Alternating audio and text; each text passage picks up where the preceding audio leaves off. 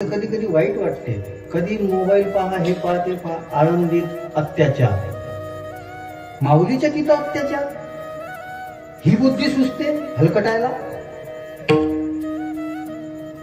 हे सुचावं.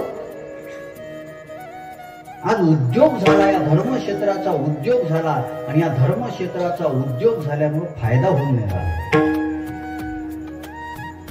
मला तर कोणी विचारायला बाबा, मी त्याला सांगत असतो, एक तर जोग महाराजांच्या संस्थेत टाक, एक तर राऊत बाबाच्या संस्थेत टाक, नाही तर टाकू नको दुसरीकडे. कुठं काही चुकीचं घडलं तर उद्या मला म्हणशील महाराज तुम्ही सांगितलं होतं. जाऊच नको बाबा दुसरीकडे, चांगल्या ठिकाणी जा. आज आमची अपेक्षा जी आहे ती वेगळ्या पद्धतीची आहे. आणि सगळ्यात मोठं सांगू का, देवापाशी भिकारी जास्त येऊन राहिले, भक्त कमी येऊन राहिले. देवापाशी भिकारी जास्त येतात, भक्त कमी येतात. तुम्ही सांगा महाराज त्याला नाही मागायचं तर कोणाला मागायचं? अजून एक वाक्य बोलतो, पटलं तर बघा. मागण्याची इच्छा न होणं हा परमार्थ आहे. मागण्याची इच्छा न होणं हा परमार्थ आहे. आणि त्याच देवाला आम्ही इतकं मागून राहिला का तो कटाळला. त्याच्या लक्षात आलं का हे भजन करतात, हे पूजन करतात, हे आमची सेवा करतात, यांची इच्छा कोणती आहे? मागणे. आणि मागणे कोणतं असते? वाढावे संतान मुरी व्हावे.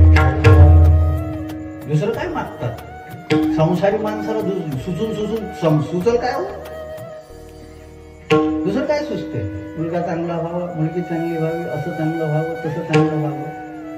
आणि माझा एक मुद्दा अजून लक्षात घ्या, तो या अभंगाचा मुख्य विषय आहे, जोडी.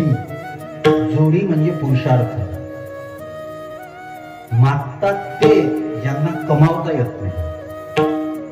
मागतात ते ज्यांना कमावता येत नाही. बरेच आता सध्या तर विचित्र परिस्थिती आहे. सध्या तर गावोगावी टोळके जमा झाले, लग्नच होऊन नाही राहिले. तर दिल्लीला तर मोर्चा काढला होता पोरायनं, आमचं लग्न गव्हर्नमेंटनं लावून द्यावं. आता गव्हर्नमेंटनं काय काय करून द्यावं?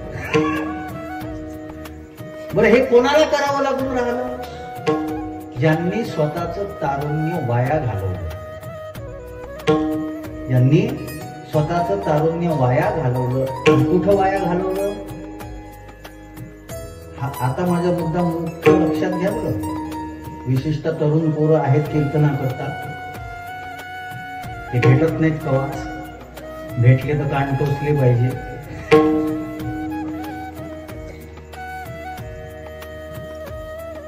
आपण आई वडिलाचं ऐकत नाही, आणि ज्याला अक्कल नाही त्या मित्राचं ऐकतो. उन्हाळे पावसाळे जास्त कोणी पाहिले? आई वडिलांनी. बरेच लोक कॉलेजमध्ये जाऊन कॉलेज करतात. तुमच्या लक्षात नाही आलं का? कॉलेजमध्ये जाऊन अभ्यास करणारे वेगळे असतात, कॉलेजमध्ये जाऊन कॉलेज करणारे वेगळे असतात. कॉलेजमध्ये जाऊन अभ्यास करणारे जे आहेत ना, ते काहीतरी अधिकारी बनतात आणि मोठ्या पदावर जातात. आणि कॉलेजमध्ये जाऊन कॉलेज जे करतात ना, त्याच्यावर गावातले कुत्रे भुकत नाही. कारण की त्याला माहिती आहे याच्यावर भुकून आपला काही फायदा नाही, उलट आपली ताकद खराब करणार. हे झोमत करून नाही काय माहिती. विठ्ठल विठ्ठल.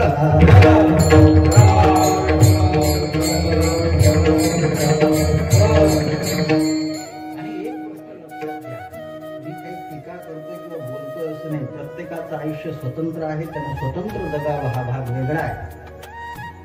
पण तो तसं वागत असताना त्याचं समोरचं आयुष्य खराब होते, हे तो लक्षात घेतो. योग्य वेळावर योग्य सुचणं हे भाग्य आहे, हा माझा मुख्य मुद्दा होता बरं. याच्यावर पक्क लक्ष ठेवला. भाग्य कशाला म्हणायचं, दुर्भाग्य कशाला म्हणायचं? योग्य वेळेवर योग्य सुचणं हे भाग्य आहे, आणि योग्य वेळेवर अयोग्य सुचणं हे दुर्भाग्य आहे. सोपं उदाहरण देतो तुम्हाला. आता सध्यांनी गहू पेरला, गहू, त्या गव्हाला युरिया द्यावा लागतो. युरिया म्हणजे बुस्टर डोज आहे, त्याला वाढ देण्याकरता. जसं ते कोरोनामध्ये जे दिलं जात होतं इंजेक्शन, त्याच्यामध्ये इम्युनिटी वाढवण्याकरता गव्हाला युरिया देणं म्हणजे त्याला इम्युनिटी देणं आहे. पण तो कधी दिलं पाहिजे, कधी दिलं पाहिजे सांग ना. गहू लागल्यावर दिल्यावर उपयोग होत नाही, उलट गहू जळतो. मला ते गावात सांगायचंच नव्हतं, मी काय कृषी शाळा घ्यायला थोडी आलो शकतो. तरुणपणामध्ये बदाम खाल्ले तर शरीर अंग भरते, तरुणपणामध्ये. म्हातारपणामध्ये अंग भरते पण ते चुकीच्या जागेवर भरते.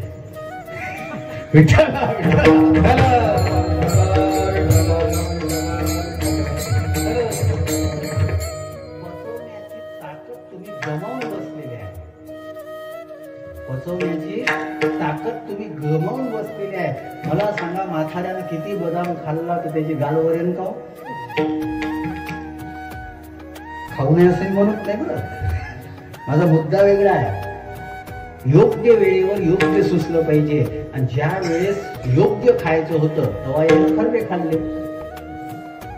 म्हणजे आपण त्या देशात राहतो का ज्या देशामध्ये स्वतःला जे हुशार म्हणून घेतात त्याला काय खायचं हेही कळत नाही. आणि ते मंदिरात म्हणतात देवा माझं कल्याण कर. मला खरं सांगा, कल्याण आपल्या हातात आहे का देवाच्या? हा सगळ्यात मोठा गैरसमज आहे. देव सुख दुःख देत नाही, कर्म सुख दुःख देते. देव कर्माचं फल देणारा दाता आहे. आणि आम्ही देवाकडे मागतो एकच, देवा सुखी ठेव. आम्ही चुकीचं वागू आणि देवाला सुखी ठेव. आणि आपण त्या काळात राहतो की ज्या काळामध्ये चुकीच्या गोष्टीला महत्व आलेलं आहे. मी काल एक उदाहरण बोलून गेलो होतो, पटेलचं बघा. दारूची बार सजवलेली आहे, इतकं चांगले दिसतात ते लाईट, ती वेली. म्हणजे जो नाही पिणारा असते त्यालाही वाटते एकदा जाऊन तर येऊ, चांगलं दिसून राहिलं. ते माणसाकरता घातक आहे, शरीर नष्ट करणार आहे, पण ते सजवलेलं आहे. आणि दुधाचे दुकान तिथं माशाच दिसते. दूध शरीरासाठी दूध, पण तिथं माशा लागलेल्या आहे. जिथं आमचं चांगलं होते तिथं आम्ही गर्दी करतो, असं घडत नाही. जिथं आम्हाला फसवलं जाते तिथं आम्ही गर्दी करतो. 14 लाख पब्लिक आहे, 8 लाख हे आहे, तिथं त्याचे घर भरून राहिले. आणि जिथं आम्हाला खरं ज्ञान मिळते. मी माझं नागपूरला मोरारी बापूंच्या कथेला गेलो होतो. पहिल्या दिवशी मंडप नव्हता भरला. ज्याच्या कथेमुळे दुबईचा सम्राट डोक्यावर रामचरित मानस घेतो त्याच्या मंडपाला गर्दी नाही, मंडप भरून नाही राहिला. ज्यांनी फक्त पदव्या लावून घेतल्या, काहीच नाही तिथं, तिथं आम्ही गर्दी करतो. आणि गर्दी का करतो माहित आहे? लोक येतात मग काहीतरी असलं पाहिजे. नक्कल करायला बी अक्कल पाहिजे ना. आणि तर नक्कल करता करता टक्कल पडलं, काय समजेल आम्हाला? तुम्ही पहा ना, तारुण्य सुकलेलं आहे, तारुण्य सुकलेलं आहे. मग लोक मग आम्हाला म्हणतात महाराष्ट्र लय चमकते. आम्ही तारुण्य जपून ठेवलं, कमावलं, त्याच्यामुळे चमक आहे. आणि ही चमक सहन होत नाही. जरा विठ्ठल याचं